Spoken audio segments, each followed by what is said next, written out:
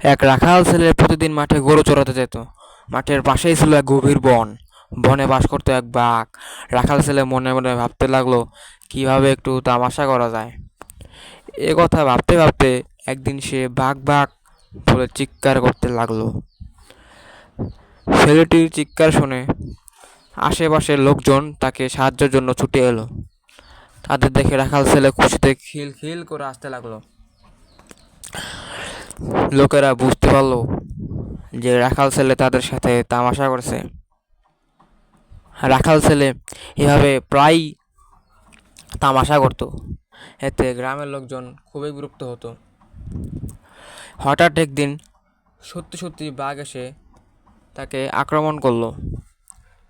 তখন আর সেদিন তাকে কেউ সাহায্যের জন্য ছুটে এলো না। তো গাইস, ভিডিওটি কেমন হয়েছে অবশ্যই লাইক কমেন্ট শেয়ার করতে ভুলবে না।